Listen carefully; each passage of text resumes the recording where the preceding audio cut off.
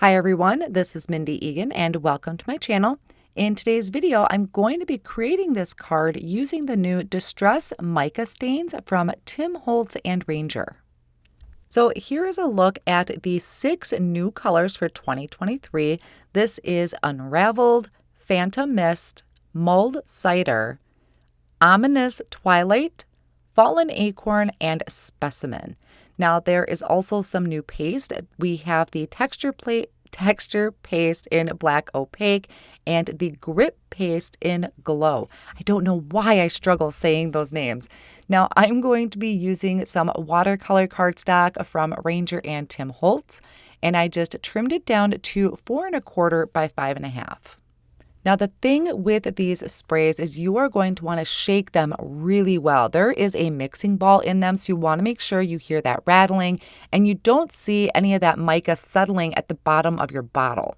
Now I am using a Splat Box and I have a piece of paper towel laid down to catch any of that excess spray for right now. And I am just going around my cardstock and spraying each one of these colors. This actually was the first time playing with them. So in a way, this was me introducing myself to these colors and just kind of playing around. Now, I did go ahead and dry that with my heat tool. I thought maybe I would layer the colors on top of each other, but I ended up really liking how that background turned out. Now, technically, this was the second card I made because this was the first time and I thought I would recreate it for the video. So those were the exact steps that I took to create that first card. And it's never going to look exactly the same just as far as how that spray lays on the card. But I love all that mica and shimmer on that card. Now, one thing I am going to do is step it up a little bit. I brought in this stamp set. It's called Rest in Peace. I got this a while ago. It is, I think, maybe from Stampers Anonymous. But it's a Tim Holtz design, and I really wanted to ink up a stamp and stamp it onto my background.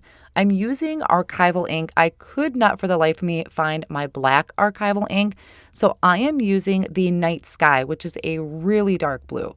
So to simplify this, I have just a sheet of grid paper to catch kind of my overstamping, and I'm just using an acrylic block to stamp that onto the background. I'm not going to clean that off. I just kind of stamped off any excess ink and placed another stamp on my block, inked it up with that Night Sky archival ink, and then came in and stamped it in another direction. Now, this one we are not really going to end up seeing because it was over a very dark area, but that's totally okay.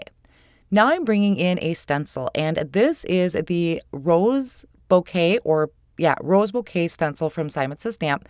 And I'm going to cover it with that black paste. This paste is amazing. For some reason, the minute I saw it, I thought of roses for Halloween. I love Halloween. I don't give out a lot of the cards, but I love making them.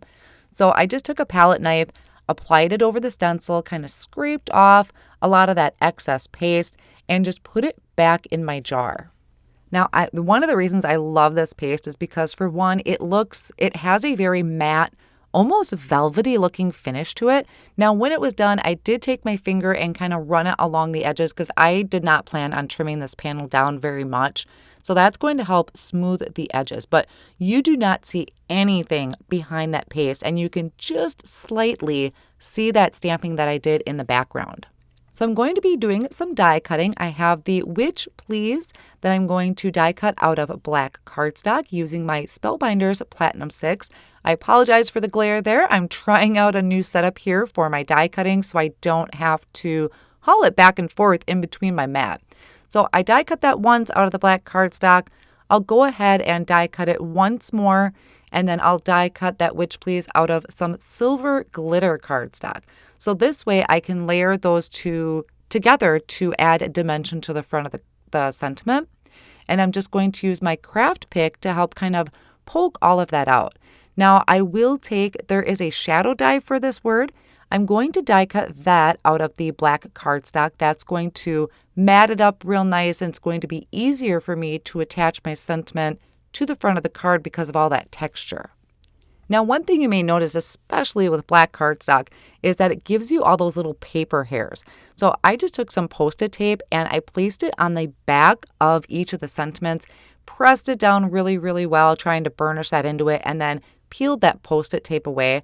Now, one of the reasons I really love using Post-it tape for this is it does not rip that sentiment whatsoever. It's kind of like waxing. I just place that over the letters and look at all those paper hairs that it picked up.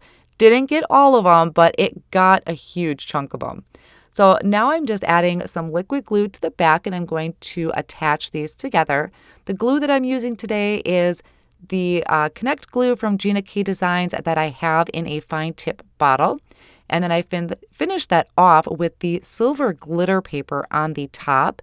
And then I can place that over that black shadow die that black shadow layer that I created. I set something heavy on it for a minute or so, and then I'm going to come in and add the tittle to the top of my eye for the word witch.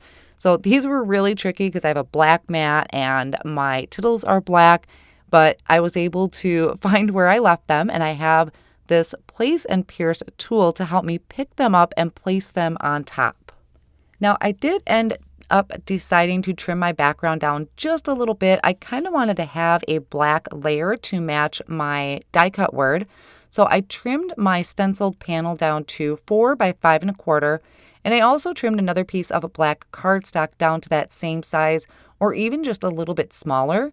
And then adding tape runner to that piece so I could add my stenciled panel over the top. So not only does that give me just a little bit of lift to the card front, but it's also going to help flatten that cardstock out. So once I have that placed, then I can go ahead, add tape runner to the back of this panel and add it to the card front I created that is 4 1/4 by 5 1/2. I normally don't do a lot of black on my cards for some reason, even though it's like one of my favorite colors. But I thought it just tied in really well with that black opaque paste that I put on the card and also my sentiment. So I added black foam squares behind my sentiment and I'm placing that down in that kind of bottom right-hand corner. And then I found these pearls. They kind of look like an oil slick. I don't know where they came from. I didn't label it in my little embellishment container, but I thought they would just tie in really well with all of that mica and the black.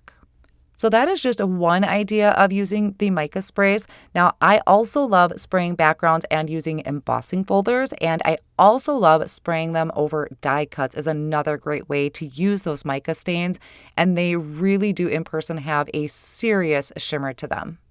I hope you enjoyed today's card project and taking a quick look at those Distress mica stains. I will have all of my supplies listed down below in the video description and over on my blog as well. Thanks so much for joining me today, and I'll see you again real soon.